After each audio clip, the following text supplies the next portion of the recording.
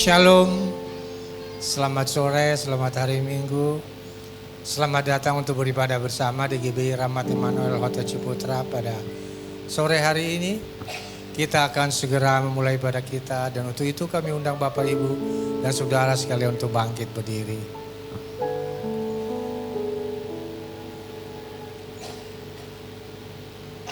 Mari kita arahkan hati dan pikiran kita kepada Tuhan dan kita bersatu di dalam doa. Allah Bapa kami yang bertahta di dalam kerajaan surga, Tuhan yang kami kenal, kami sembah di dalam nama Yesus Kristus. Segala hormat dan puji syukur kami panjatkan hanya bagi-Mu Bapa. Sungguh besar kasih setiamu. Engkau yang telah datang ke dalam dunia ini menjadi manusia untuk menebus kami dari hukuman dosa. Engkau juga telah menganugerahkan Roh-Mu yang kudus kepada setiap kami, yang menolong kami di dalam berbagai-bagai kelemahan kami, mengingatkan kami akan firman-Mu, memampukan kami hidup sesuai dengan kehendak-Mu. Terpujilah nama-Mu ya Bapa. Kami mengucap syukur, kami berterima kasih. Sepanjang minggu yang telah berlalu, Engkau telah menyertai, melindungi dan memberkati kami. Dan pada sore hari ini, Engkau telah menuntun langkah kami untuk datang ke hadirat-Mu. Bapa, ini kami anak-anak-Mu. Kami hendak bersyukur, kami hendak berterima kasih. Kami hendak bernyanyi, memuji-muji dan muliakan Engkau. Dan kami juga ingin mendengarkan kebenaran firman-Mu. Kami berdoa bagi gembala kami, Pendeta Paulus Supit, yang akan menyampaikan isi hati-Mu bagi kami pada sore hari ini. Berkati dan urapi hamba-Mu dengan urapan yang baru.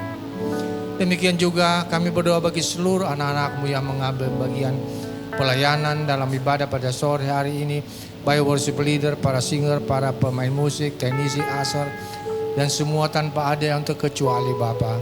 Sucikan kami, layakkan kami untuk melayani Engkau, dan mampukan kami untuk melakukan yang terbaik hanya untuk hormat dan kemuliaan bagi nama-Mu saja. Penuhi setiap kami dengan Roh-Mu yang kudus Bapa. Penuhi ruangan ini dengan kuat kuasa Roh Kudus-Mu. Dan di dalam nama Tuhan Yesus kami menolak segala roh-roh dunia ini yang hendak mengganggu ibadah kami. Kami serahkan ibadah kami dari awal, pertengahan hingga pada akhirnya hanya ke dalam tangan-Mu. Di dalam nama Tuhan Yesus kami telah berdoa dan mengucap syukur. Mari kita yang percaya sama-sama katakan amin. Puji Tuhan. Kasih tepuk tangan yang paling meriah bagi Tuhan kita saudara. Silakan untuk kembali. Shalom.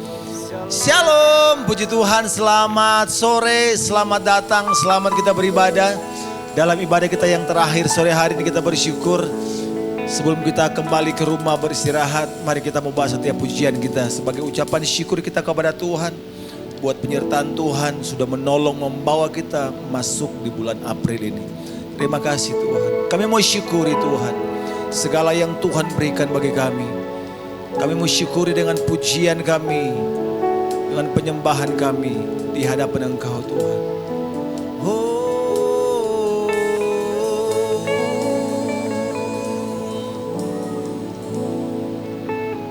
Ku mau selalu bersyukur, selalu bersyukur. Kau Tuhan yang setia, yang selalu menopang. Ku mau selalu bersyukur, selalu bersyukur. Kau Bapakku yang ku mau selalu bersyukur, selalu bersyukur. Kau Tuhan yang setia, yang selalu menopang. Ku mau selalu bersyukur, selalu bersyukur. Kau Bapakku yang setia.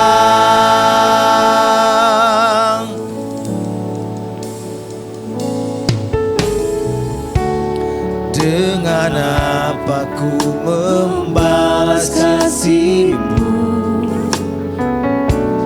yang ku terima dari-Mu.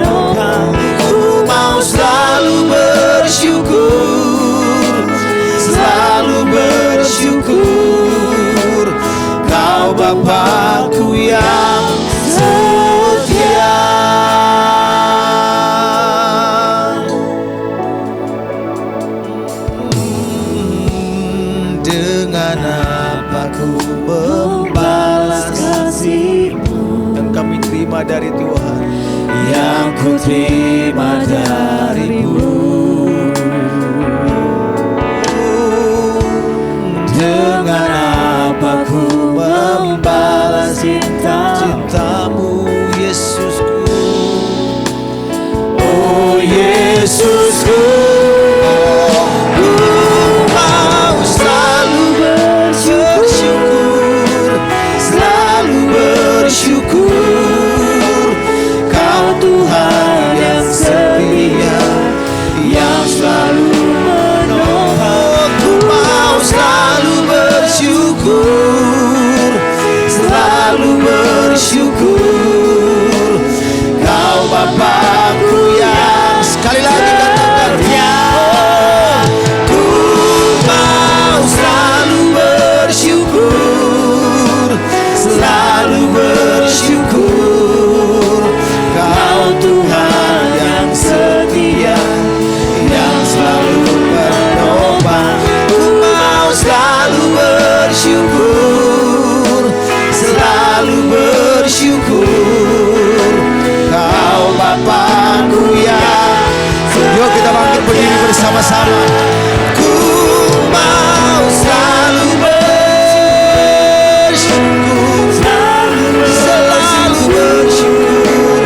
Kau Tuhan yang setia, yang selalu menolong. Ku mau selalu bersyukur, selalu bersyukur. Bapa, Kau Bapakku yang, jemaat Tuhan saja katakan, jemaat Tuhan. Ku mau selalu syukuri hari ini Bapak Ibu Saudara. Syukuri minggu yang Tuhan berikan buat kita. Kesetiaan Tuhan terbukti adanya. Ku mau selalu bersyukur. Dia Bapa yang setia. Dia setia kepada suamimu, dia setia kepada istrimu. Sekali lagi katakan, ku setia kepada keluargamu. Syukuri hari ini, engkau sehat, engkau kuat.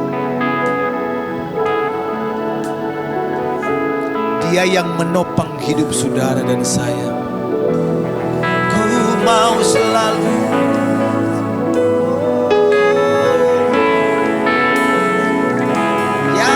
Bapa yang setia. Boleh kasih tepuk tangan yang paling meriah bagi Tuhan kita saudara. Oh, ku mau selalu bersyukur, selalu bersyukur. Kau Tuhan yang setia, yang selalu menopang. Ku mau selalu bersyukur, selalu bersyukur. Bapakku yang, Kau Bapakku, Kau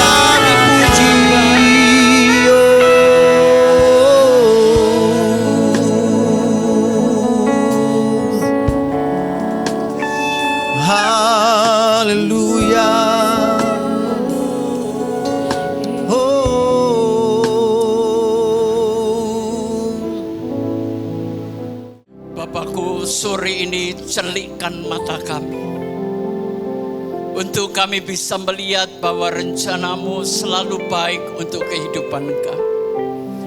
Walaupun proses yang kami lalui mungkin tidak baik, tapi kami percaya kalau kami taat akan menghasilkan kehidupan yang luar biasa.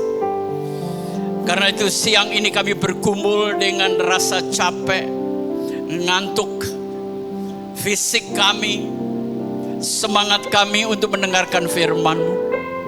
Berikan kami kekuatan sampai selesainya nanti. Kami siap untuk diberkati sore ini. Karena doa ini kami alaskan di dalam nama Bapa, Putra dan Roh Kudus, di dalam nama Tuhan Yesus Kristus. Amin. Silakan duduk. Selamat siang, selamat hari Minggu. Tuhan memberkati. Saudara, selama 2 hari kemarin saya di Surabaya, saya silaturahmi ke keluarga istri saya. Karena masih banyak yang muslim. Kemudian saya ketemu dengan cucu keponakan atau apa itu. Anak ini potongannya keren, saudara. Trendy gitulah. Anak milenial zaman sekarang, istrinya cantik, punya anak 2. Dia punya pekerjaan, tapi penghasilan gaji istri plus gaji suami itu enggak sampai 15 juta. 1 bulan. Dan karena tuntutan keadaan, saya kaget, saya nanya, gimana kerjaanmu? Upah? Saya sekarang 3 minggu di Bali, 1 minggu di sini. Loh, jadi kerjaanmu gimana? Saya sekarang jadi tukang pijit. Syok juga, saudara. Tukang pijit. Tapi akhirnya cerita punya cerita. Setiap hari dia cuma melayani 3 orang. 1 loh, saudara. Tukang pijit. 1 bule, 2 lokal. Berapa penghasilan kamu terima? 1 juta upah. Bulenya sekali pijet kopek sing 500.000. Untuk lokal 250.000. Berarti per hari dia terima penghasilan 1 juta. Kalau 3 minggu 20 hari dia terima penghasilan berapa? 20 juta. Itu kalau dia santai 3 pelanggan. Kapan kamu mulai belajar mijit? Sebetulnya 1,5 tahun yang lalu saya sudah belajar upah. Saya agak punya talenta di situ. Dan kalau dia balik Surabaya, dia jual beli mobil bekas. Kehidupannya sekarang lebih bagus. Saya salut dengan orang-orang pria-pria muda ala anak milenial seperti ini. Kemudian saya bertemu dengan beberapa teman gereja, anak-anak muda yang pemain musik di Surabaya. Dia minta nasihat saya, Pak, kalau saya ikut daftar Gojek gimana? Gojek, enggak apa-apa, pekerjaan terhormat kok. Karena saya sudah survei pendapatan Gojek, rata-rata bisa 200, bisa lebih per hari. Dari kedua dan 3 anak muda yang saya sebutkan, mereka adalah anak-anak muda yang hebat. Karena kerja apapun itu terhormat, tidak gengsi, kerja keras, tidak malas, dan rajin. Inilah yang suka saya ngomong. Inilah pria-pria yang punya potensi untuk sukses. Hari ini memang garis dia lagi leter di bawah. Banyak orang meremehkan. Tapi saya ingin ingatkan anak muda. Sekarang bukan zamannya gengsi-gengsian lagi. Lapar perutmu. Oke? Saya tidak ngajar jemaat untuk diawang-awang. Hidup ini nginjak bumi dan realistis. Memang kalau di gereja saya melihat kehidupan jemaat baik-baik aja. Tapi kalau kita telusuri, banyak yang tidak baik-baik aja. Setuju sampai di sini? Setuju ya? Karena itu gereja harus punya peran untuk mensupport jemaat. Paling tidak memberikan solusi-solusi pemikiran, pengarahan. Sehingga hidup ini tidak tertekan, saudara. Saya berdoa Tuhan berikan jemaat rem ini perekonomian yang baik, rumah tangga yang baik, semangat hidup yang luar biasa. Gereja bukan tempat pengungsian. Gereja bukan tempat pelarian. Tapi di tempat ini engkau diajar oleh firman Tuhan. Yang akan membawa hidupmu berubah lebih baik. Amin. Ya, jangan cengeng, jangan cengeng. Sekalipun sudah jadi orang tua, tetap fight. Karena begini, ya saya bersyukur Tuhan kasih rezeki saya lewat kerja-kerja keras. Saya bisa menyelesaikan studi anak-anak saya sampai S2. Tapi kalau sampai sebagai seorang ayah, saya nggak mampu menyekolahkan itu. Saya dituntut di hari tuanya. Mungkin anak nggak ngomong, tapi dia menuntut. Hidup saya susah, gara-gara punya papa yang tidak tanggung jawab, papa yang kurang berusaha. Saya nggak mau digituin anak. Saya berjuang, saya fight mati, supaya anak saya punya kehidupan lebih baik dari saya. Amin. Orang tua tetap semangat. Jangan pernah menyerah menghadapi hidup ini. Saudara, karena itu saya ingin katakan, anak-anak muda, kalau saya melihat ke belakang, bukan untuk frustasi, tapi kalau saya melihat ke depan, bukan untuk berfantasi. Ke belakang saya belajar kegagalan-kegagalan, ke depan saya mencoba melihat kemungkinan-kemungkinan yang bisa saya jangkau untuk memperbaiki kehidupan. Saya ngucap syukur kok dengan kehidupan saya. Tapi sampai umur sekian ini, saya tetap punya ambisi-ambisi, saudara. Ya. Tapi mungkin tenaga saya nggak sekuat dulu. Tapi paling tidak pemahaman, pemikiran, pengalaman, saya bagikan ke banyak seminar anak-anak muda.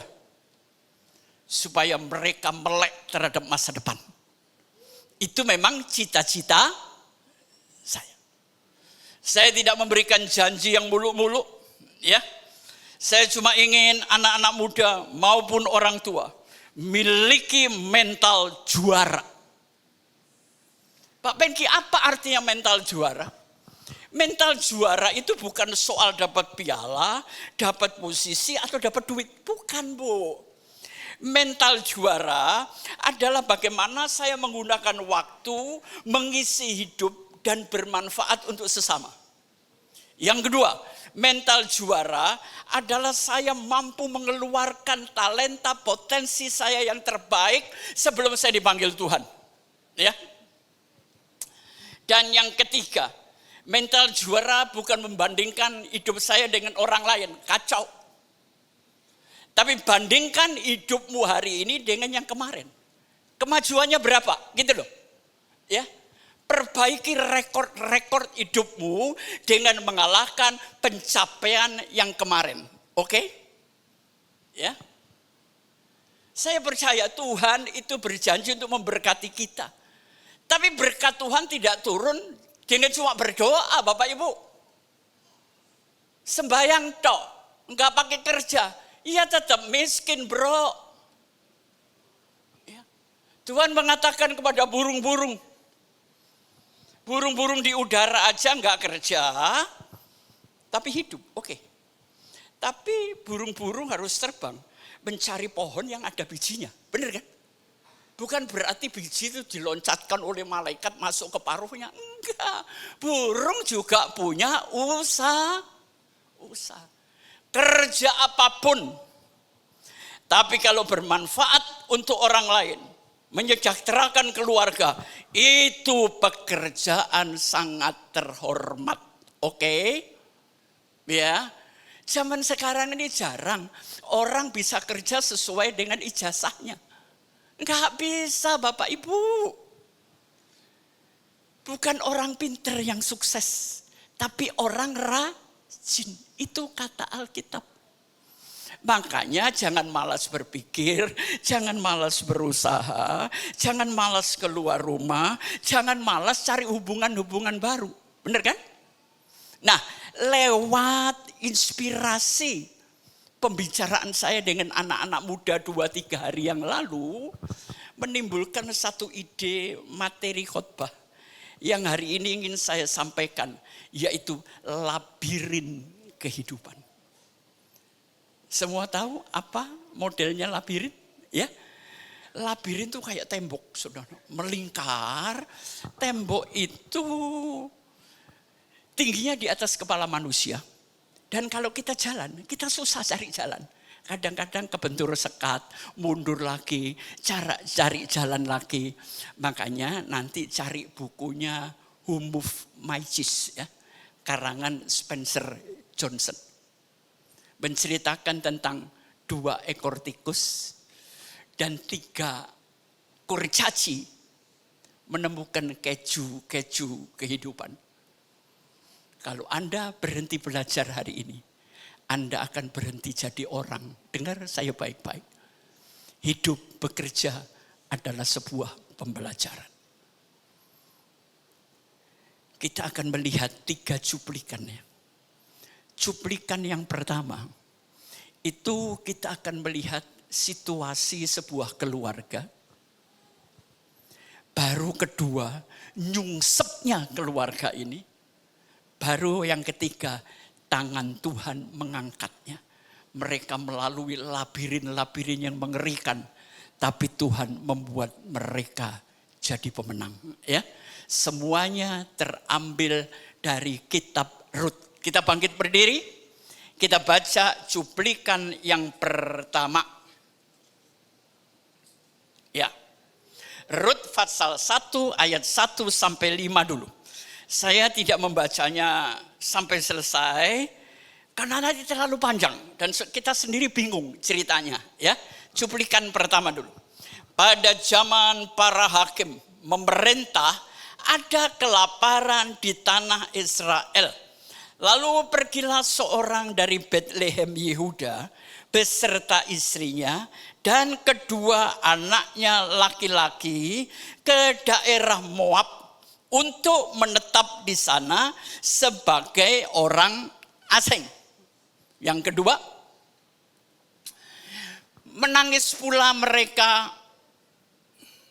Pasal 1 ayat berapa tadi, Ben?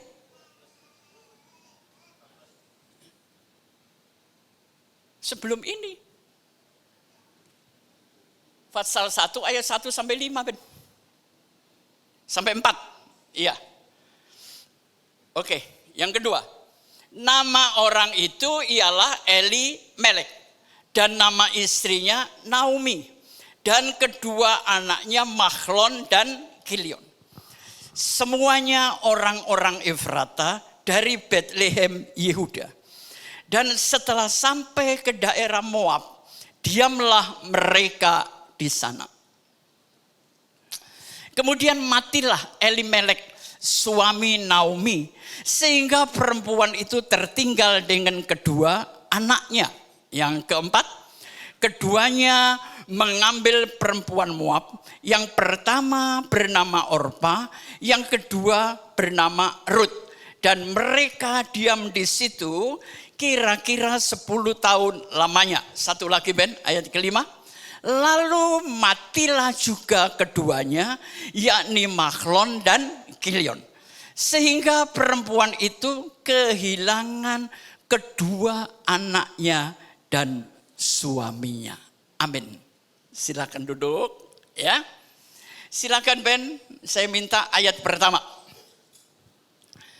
Pada zaman para hakim memerintah, ada kelaparan di tanah Israel.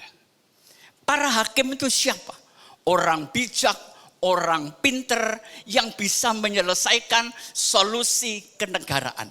Tapi sepandai-pandainya manusia yang menjabat, muncul juga kelaparan. Krisis ekonomi. Lalu pergilah seorang dari Betlehem Yuda beserta istri dan kedua anaknya laki-laki ke daerah Moab untuk menetap di sana sebagai orang asing. Kenapa di Indonesia banyak wanita-wanita menjadi TKW ke Filipina, ke Hong Kong, ke Singapura, ke Taiwan. Dan banyak pekerja Indonesia itu pindah ke luar negeri. Kenapa Singapura itu hebat? Karena semua orang pintar di dunia dikasih via fasilitas untuk masuk ke Singapura. Ya, Singapura itu hebat. Orang Indonesia yang pintar-pintar lari ke Singapura.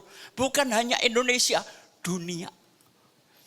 Waktu mereka mengalami krisis ekonomi, namanya Elimelek, ya kepala rumah tangga sang suami, mikirkan ngebiayai anak istri gimana? Situasi dalam negeri tidak memungkinkan. Lantas mereka melihat keluar negeri. Enggak salah kan? Mencari rezeki di luar negeri? Enggak, ya. Tapi yang dipilih adalah Moab. Apa artinya Moab? Saudara tahu ceritanya Nabi Nuh? Keluar dari Baktera, terus menanam anggur, mabok anggur kan? Akhirnya telanjang, dia diperkosa oleh 2 anak cewek. Keturunan anak perempuan yang memperkosa anaknya sendiri ini melahirkan satu bangsa, yaitu bangsa Moab. Dan Tuhan lewat firman-Nya, terkutuklah orang dan bangsa Moab. Orang kalau rezekinya kecepit, keyakinan jadi luntur Bapak Ibu. Mereka tanpa doa, mereka melihat tanah terkutuk itu makmur, peluang kerja bagus, peluang bisnis bagus. Pindahlah mereka ke sana, ya. Tapi apa yang terjadi? Mereka menetap sebagai orang asing. Orang asing itu selalu dibedakan, saudara. Tapi ayat yang kedua, perhatikan. Nama orang itu Elimelek, istrinya Naomi, nama kedua anaknya laki-laki Mahlon dan Kilion. Orang dari Efrata, Betlehem Yehuda. Betlehem Yehuda itu artinya rumah roti. Rumah yang kelimpahan aja bisa kelaparan, saudara. Hidup ini nggak ada yang tahu, oke? Ya, kadang rezeki naik, kadang nyungsep, nggak punya uang sama sekali. Tapi kita harus melalui lembah dan gunung itu. Maka diamlah mereka di sana. Ayat yang ketiga, perhatikan. Kemudian matilah Elimelek. Maunya cari makmur, ujungnya mati. Saudara mau? Rezeki Anda naik 10 kali lipat tapi mati. Ada yang mau? Angkat tangan. Enggak ada. Seringkali banyak rezeki beracun di negeri ini. Suami Elimelek, suami meninggal. Siapa di sini yang cita-citanya jadi janda? Tolong angkat tangan. Pak, saya sudah berdoa 5 tahun. Mudah-mudahan menikah 2 tahun, gua janda. Ada? Enggak ada yang punya mimpi dan cita-cita jadi janda. Enggak mimpi, enggak apa. Ternyata jadi janda, Bu. Umur orang enggak ada yang tahu. Makanya di sini siapa yang sudah jadi istri? Tolong angkat tangan. Yang sudah jadi istri. Lu ini enggak ada yang nikah. Oh Tuhan Yesus tolong. Sudah Bu ya, suami kerja baik kan? Saya cuma titip pesan aja Bu, hati-hati. Hidup ini nggak ada yang tahu. Tahu-tahu suami ibu Tuhan panggil. Ibu siap menjalankan ekonomi keluarga? Belum kan? Dengar baik-baik perempuan, sekalipun hari ini suamimu banyak duit, saya minta punya usaha. Oke Pak? Bapak saya bantu loh meringankan beban. Oh sudah punya, keren. Bu usahanya apa Bu? Barangkali bisa kolaborasi sama saya. Apa Bu? Oh Merin, ingat-ingat saya pernah ngobrol sama Anda. Ya, diferansir oli, onderdeer kapal gitu-gitu. Ya, ngerti saya Bu. Karena saya 20 tahun kerja di kapal juga. Ya. Nah, ini contoh. Perempuan, jangan cuma sekolah S1, S2, terus dianggurin sama suami di rumah. Saya orang tuanya kadang-kadang agak marah. Gila, gua keluarin biaya sekian, akhirnya anak saya nganggur. Ngapain gua sekolahin? Berikan kesempatan untuk istri juga berkarya. Ya ini saran aja, ini urusan Anda. Ya, saudara, tertinggal dengan kedua anaknya. Ayat yang keempat, perhatikan. Keduanya mengambil perempuan Moab. Jadi waktu mereka masuk Moab, negeri terkutuk itu biasanya cakep-cakep. Negeri terkutuk itu misalnya kayak apa ya? Bukan saya mengatakan terkutuk, tapi di tempat-tempat yang menjadi sarang dosa, itu ceweknya cakep-cakep. Oke? Bener? Laki tahan nggak main judi. Laki tahan macam-macam. Tapi kebanyakan laki kalau kena perempuan nyungsep. Karena saya juga begitu. Gak gampang godaan laki itu cewek. Dengar baik-baik. Nah, yang pertama dapat Orpa, yang kedua namanya Ruth. Dan mereka diam di situ kira-kira 10 tahun lamanya. Kalau 10 tahun mulai bisnis kira-kira sudah setengah jalan ya, mateng lah. Harta sudah cukup banyak di situ. Tapi apa yang terjadi? Ayat 5, perhatikan. Lalu matilah juga keduanya. Apes banget loh. Mertua, ipar, mantu kok mati bareng gitu loh. Enggak, bukan mati bareng, tapi mati setelah 10 tahun. Sehingga perempuan itu kehilangan kedua anaknya dan suaminya. Mendadak satu rumah lahir 3 janda. Keren kan? Ya. Tapi inilah hidup. Inilah labirin. Maunya cari duit, perbaikan ekonomi. Ujungnya mati. Lah terus hartanya dikemanain Bu? Ayo saya mau tanya. Hartanya dikemanain ini? Harta Elimelek. Ada yang tahu? Kira-kira gimana? Nah ini. Gak usah ngurus harta orang. Amin. Ini Alkitab aja gak cerita loh kok saudara mikirin. Family juga kakak, kenal juga kakak. Iya hartanya kemana ya? Kayak Yesus suruh murid-muridnya. Kumpulin sisa-sisanya. Ada temen nanya, Pak Bengki, sisa itu ikan 12 bakul ditanya di mana? Lu ikut kerja enggak? Enggak ikut kerja, ikut ngurusin sisa. Ini dodol orang kayak begini ini. Mau dibuang ke pasar, ke sungai, kayak urusan Tuhan Yesus sama murid-muridnya. Urusilah diri kita masing-masing ya. Jadi situasinya seperti ini. Sekarang kita melangkah kepada cerita yang kedua. Mereka hidup dalam situasi yang sudah berubah. Ya, nggak usah berdiri. Tolong Ben, cuplikan yang kedua. Rut pasal 1 ayat 14 sampai 17. Jadi ini hidup mereka setelah situasi kematian. Menangis pula mereka dengan suara keras. Lalu Orpa mencium mertuanya. Itu minta diri. Tetapi Rut tetap terpaut kepadanya. Ayat 15. Berkatalah Naomi, mertua itu tadi, telah berpulang iparmu kepada bangsanya. Orpa itu sudah balik kepada bangsanya dan kepada para allahnya. Pulanglah juga nak, dia ngomong sama Rut, mengikuti iparmu itu. Ayat 16, tetapi kata Rut, jangan desak aku meninggalkan engkau dan pulang dengan tidak mengikuti engkau. Sebab kemana engkau pergi, ke situ jugalah aku pergi. Dan di mana engkau bermalam, di situ jugalah aku bermalam. Bangsa mula bangsaku dan Allah mula Allahku. 17, ya. Di mana engkau mati, aku pun mati di sana, dan di sanalah aku dikuburkan. Beginilah kiranya Tuhan menghukum aku, bahkan lebih daripada itu, jikalau sesuatu apapun memisahkan aku dari engkau selain daripada mau.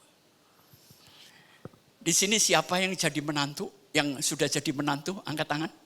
Saya mau tanya langsung. Oh ibu, terima kasih ibu. Di sini siapa yang jadi mertua? Yang sudah jadi mertua? Saya ini mau kasih tahu yang benar, enggak ngejebak enggak. Orang kadang-kadang takut biasanya pengen gitu ngejebak. Enggak, kali ini saya bertanya beneran. Masalah mertua menantu itu masalah internasional. Di Tiongkok masalah mertua menantu masalah. Di Meksiko, di Cengkareng, di Depok. Masalah mertua menantu itu ruwet, percayalah. Ya. Kalau saya tanya, ibu mertua, engkau senang mana? Hidup bersama menantu perempuan atau menantu laki? Rata-rata banyak mertua senang dengan menantu laki. Enggak banyak mulut saudara, tapi banyak ngasih duit. Ya. Tapi kalau menantu perempuan tuh cerewet, mabuk mertuanya bu. Ini hanya laporan. Ya. Nah, saudara perhatikan. Coba Ben balik ayat 14. Ayat 14, saya akan jelaskan supaya cepat selesai. Menangis pula mereka dengan suara keras. Lalu Orpa mencium mertuanya minta diri. Tapi Rut tetap berpaut kepadanya. Berarti bagaimana menjadi mertua yang bisa digandrungin, dicintai menantu. Sampai menantunya yang satu disuruh balik gak mau. Ya, sekarang perhatikan ayat 15. Saya jelasin saudara. Berkatalah Naomi, telah pulang iparmu yang satunya Orpa itu kepada bangsanya dan kepada para allahnya. Pulanglah mengikuti iparmu itu. Didorong loh saudara. Tapi apa jawaban ayat 16? Tetapi kata Rut, jangan desak aku mama mertua. Aku meninggalkan engkau. Dan pulang dengan tidak mengikuti engkau mama mertua. Sebab kemana mama mertua pergi, ke situ jugalah aku pergi. Dan di mana engkau bermalam, di situ jugalah aku bermalam. Bangsa mula bangsaku dan Allah mula Allahku. Seandainya Naomi ibu mertua itu masih hidup, saya akan bikin talk show saudara. Bagaimana menjadi mertua dicintai oleh si menantu. Jawaban dengan teori kemungkinan yang sederhana. Pasti ini mertua sangat baik. Amin. Ya. Kepada siapapun, walaupun Anda bukan mertua, agama kita adalah agama kebaikan. Ya. Tanamkan kebaikan, engkau akan mendapatkan kebaikan. Tabur kejahatan, engkau akan menuai badai. Gitu aja. Sampai menantunya ngomong begini. Bangsa mula bangsaku. Dia siap kehilangan nasionalisme. Dia siap kehilangan bangsa dan negaranya. Dan yang hebat lagi, dan Allahmu adalah Allahku. Dia siap berpindah keyakinan. Ini enggak mudah bu. Ya. Kehilangan warga negara, kehilangan keyakinan, kehilangan Tuhan dari bangsanya. Ya. Jadi di sana, di sini, karena cinta mertua, Rut siap kehilangan warga negara, Rut siap pindah keyakinan. Jadi cinta memang mengalahkan segalanya. Ya, sekarang tinggal 2 poin yang terakhir. Rut pasal 2 ayat 10-11. Rut pasal 2.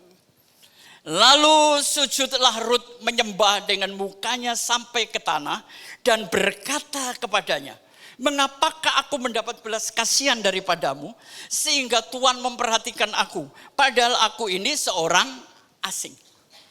11, Boas menjawab, telah dikabarkan orang kepadaku dengan lengkap segala sesuatu yang engkau lakukan kepada mertuamu sesudah suamimu mati, dan bagaimana engkau meninggalkan ibu bapamu dan tanah kelahiranmu, serta pergi kepada suatu bangsa yang dahulu tidak engkau kenal.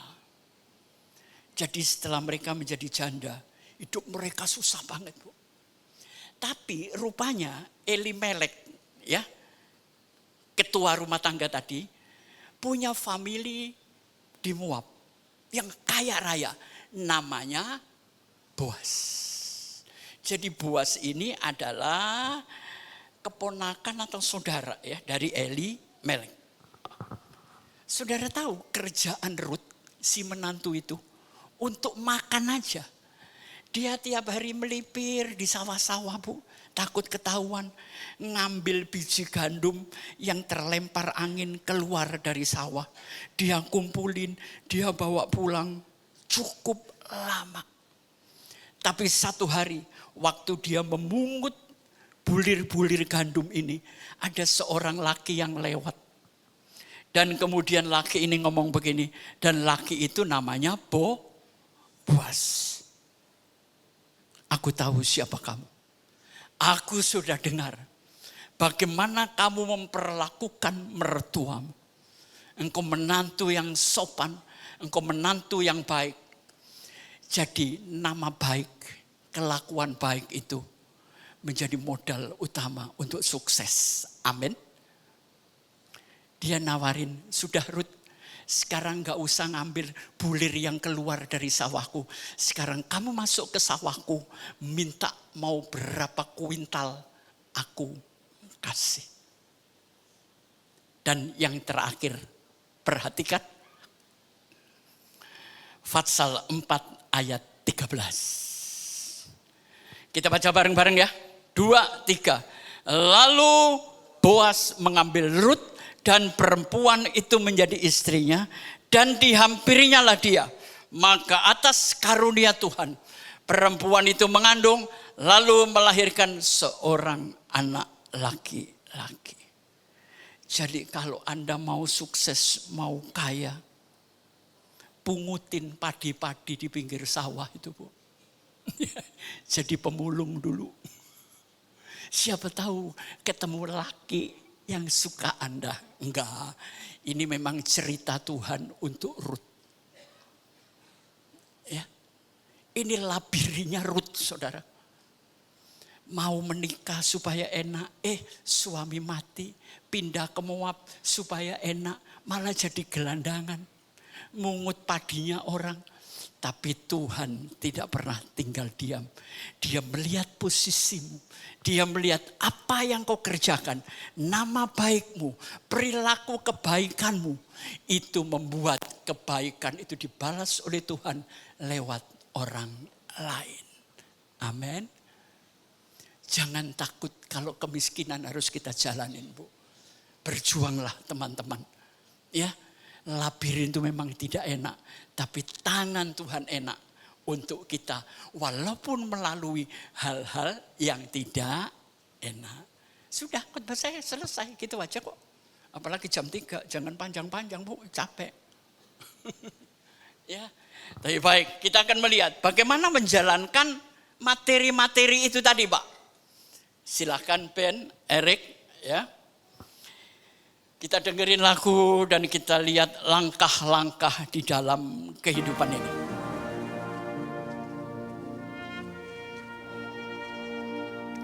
Buat saya, Hidup adalah tangan Tuhan yang amazing.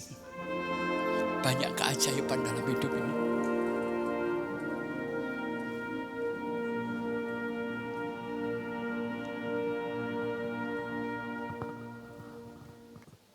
Ya. Inilah yang saya katakan, labirin itu seperti ini, Ibu. Kita melewati lorong-lorong itu. Sulit untuk tembus keluar. Karena banyak sekat-sekat. Kadang-kadang kita harus balik lagi. Perlu keuletan, perlu ketangguhan. Itulah labirin, ya. Kita naik satu, klik. Perhatikan segitiga ini.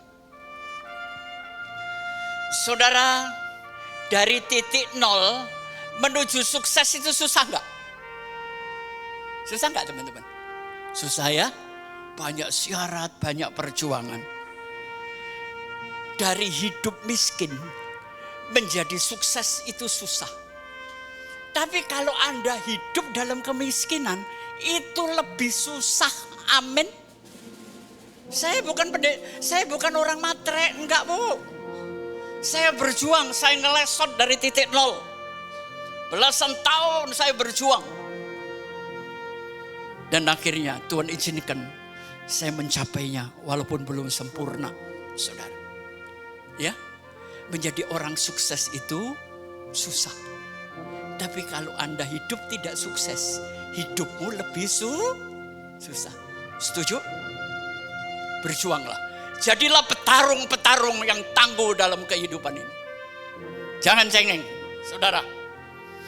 Kita naik satu lagi. Klik. Nah, Anda harus memperhatikan. Hukum keberhasilan itu ada. Yang pertama, keberhasilan itu akan mengikuti hukum tabur tuai. Kalau saudara tanam biji mangga, nggak mungkin yang keluar itu pohon rambutan. Itu lagunya Beruri kan? Nggak mungkin. Apa yang kau tabur akan engkau tuai dalam bidang apapun. Yang kedua, hidup itu harus fokus. Banyak teman-teman saya, beberapa teman usahanya rada gagal di tengah jalan. Dia buka usaha, jualan kain batik. Setelah 6 bulan kok gak maju-maju. Dia buka bengkel. Bengkelnya juga gak maju-maju. Jualan rawon. Kapan majunya? Tekuni, pelajari, fokus dan kembangkan. Yang ketiga apa? Hukum pengendalian. Kendalikan emosi. Kendalikan sikap hedonisme. Kendalikan keinginan pamer atau flexing. Setuju? Berhenti anak-anak muda. Kalau memang hidup masih di bawah, jalanin aja. Yang penting kita mendaki, bener kan? Nanti ada waktunya Anda sukses. Percayalah, Bu.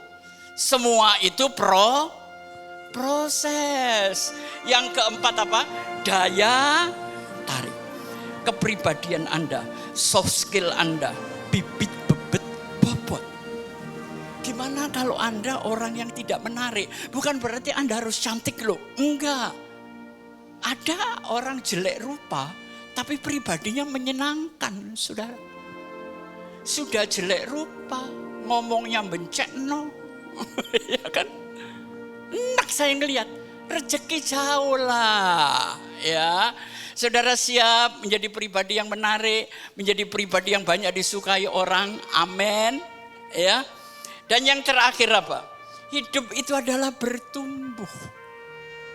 Enggak mungkin Anda tanam padi 10 menit tahu-tahu padinya muncul jeprek. Saya pingsan mati saya di sawah, saudara. Saudara tidur aja nanti dia tumbuh sendiri kok. Yang penting dikasih pupuk, dipelihara, tanahnya didangir, ya. Alam akan menumbuhkan kita semua atas nama Tuhan. Kita naik satu lagi. E sama dengan MC kuadrat.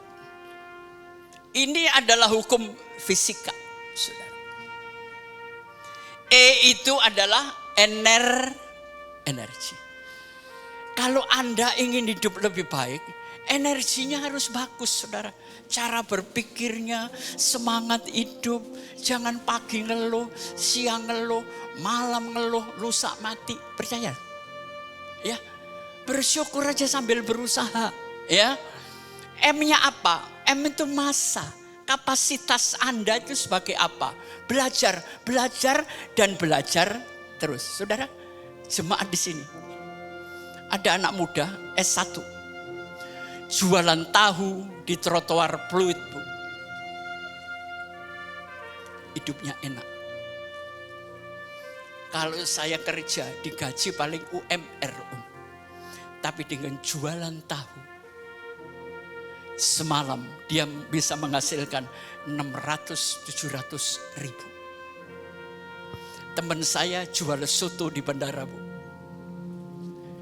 Celana pendek sama anduk kecil dibulet, diudeng-udeng gitulah.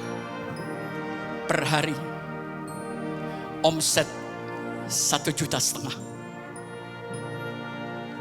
Jual makanan tuh hukumnya kan 100% keuntungan, Bu. Anak muda jangan malu jualan. Hidup itu untuk mencapai sukses yang termudah adalah jualan. Jual ide, jual kreativitas. Marketing tuh saya paling suka, Bu.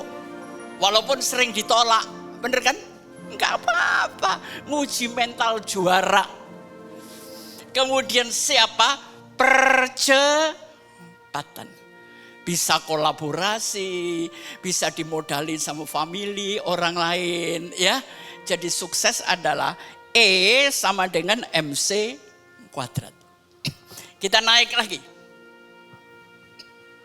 Tolong Ben, klik. Perhatikan. Kenapa kadang-kadang ada orang usahanya cepat berhasil, ada orang usahanya pelan gitu berhasilnya. Yang ke atas ini adalah kualitas hidup. Sedangkan yang di bawah branding ini adalah kepribadian Anda. Kenapa usaha Anda stuck?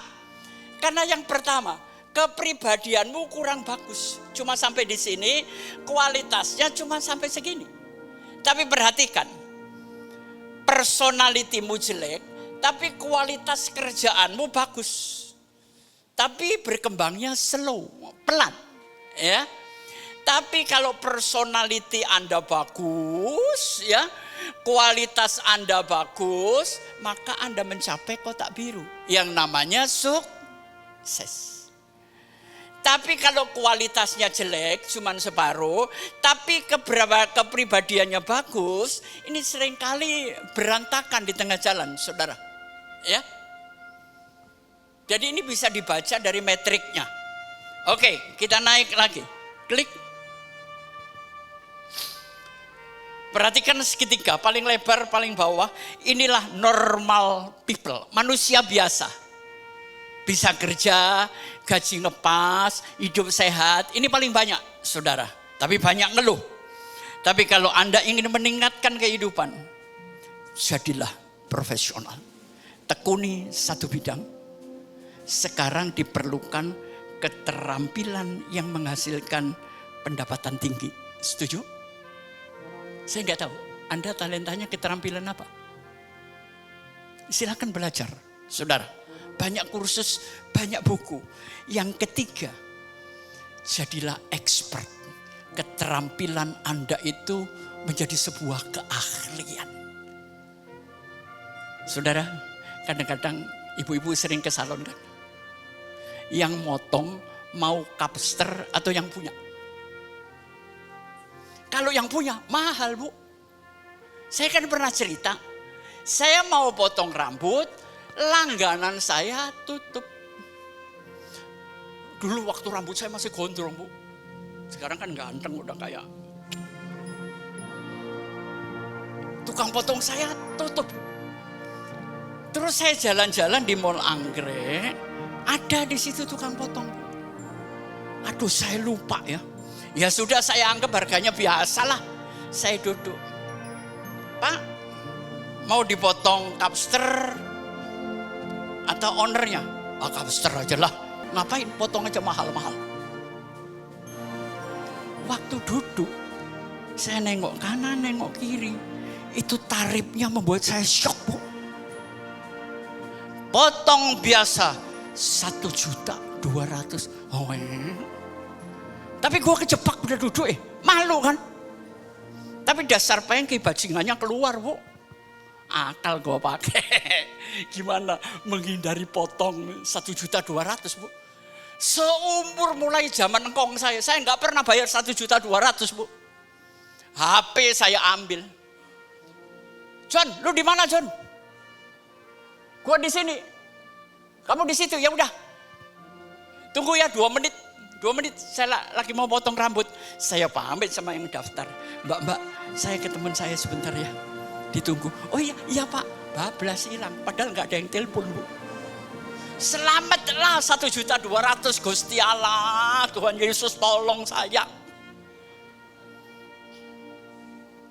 Saya nggak mau potong sembarangan, Bu. Di Surabaya saya kalau potong rambut 35.000. Kalau di Jakarta terpaksa saya bayar 120.000. Potongannya sama kok. Ya kan? Kalau bisa tidak keluar uang besar, kenapa harus keluar uang besar? Hidup itu harus ada pengendalian. Setuju? Nggak usah gaya-gayaan lah. Ya. Nah, kalau saudara sudah punya keterampilan yang ahli, maka saudara jadi influencer. Saudara nggak usah ngerjakan salon Anda, cukup pegawai. Karena merek Anda jaminan harga. Amin. Ya. Sini siapa yang pernah makan sambal Ibu Rudi dari Surabaya? Banyak ya. Emang Bu Rudinya yang nyambel? Enggak. Orang Jakarta mau ke Surabaya, Jalan Argopuro tuh, beli sambal. Dia expert bidang sambal, Bu. Ahli, makanya cari keahlian bidang apa misalnya ya. Oke, kita naik lagi. Jangan jadi normal people. Ini yang cara paling mudah, Bu. 3U ini. Supaya Anda sukses lebih singkat, yang pertama, jadilah unik. Enggak ada 2 orang di kota Jakarta, cuma Anda 1. Baru yang kedua, jadilah yang dimana Anda dibutuhkan oleh semua orang. Useful. Baru yang ketiga, update. Setiap minggu update terus, Bu. Update. Ya. Sekarang gini aja. Saya menyampaikan materi khotbah. Saya punya keunikan, Bapak Ibu. Saya selalu update tiap minggu. Saudara pernah kalau saya khotbah, maju ke depan, gua tumpang tangan. Wah, nggak ada saya, Bu. Pokoknya yang dengar mesti pinter, mesti maju. Amin. Itu misi saya. Kalau yang mau didoain, nanti ngundang pendeta yang lain aja, Bu. Soalnya kalau saya tumpang tangan, mati biasanya orangnya. Bukan sembuh. Jadi saya takut tumpang tangan. Anda punya tangan sendiri, Anda punya iman sendiri. Tumpangin sampai sembuh. Amin. Saya punya misi di dalam khotbah-khotbah saya. Saya menyampaikan seminar juga punya tujuan, Bapak Ibu ya. Unik, useful, update. Naik lagi, kita mau selesai. Kehidupan ini ada 2 macam. Yang pertama, orang suka mengikuti mode kehidupan yang survive. Ya udahlah, bertahan hidup aja, Pak. Kerja susah, yang penting cukup aja. Sing penting urip, ya. Ini orang nggak punya ambisi, nggak mau perbaikan. Tapi banyak teman-teman saya mode kehidupannya adalah thriving. Sudah cukup, masih kurang, maju. Bagus juga, tapi jangan rakus dan serakah. Ada waktunya kita berdiri, ada waktunya kita duduk, ada waktunya kita mati. Ya, oke, kita naik lagi, kita selesaiin. Saudara, perubahan itu ada levelnya. Level pertama adalah environment, berkembang, bertumbuh. Level kedua, itu kita harus punya perilaku kebaikan. Yang ketiga, punya kapasitas yang bagus. Yang keempat, punya keyakinan dan nilai hidup serta prinsip yang luar biasa. Dan yang kelima, punya karakter dan identitas. Ya, masih ada lagi, Ben? Coba naik lagi. Oh, masih ada. Saudara, hidup ini penuh dengan peluang. Sikap kita bagaimana? Sikap kita, banyak orang suka watcher ya, wait and see. Gimana perkembangan? Ini biasanya terlambat, tapi saya suka orang yang maker, mencari dan menentukan peluang. Jangan jadi yang ignorer. Ya udahlah, nggak usah cari peluang lah, capek. Gini aja Tuhan juga berkati. Ya, hidup Anda kan stuck. Kita naik lagi, klik. Ini yang terakhir. Jadilah champion. Champion itu cuma satu, saudara. Dalam setiap pertandingan. Apa artinya champion?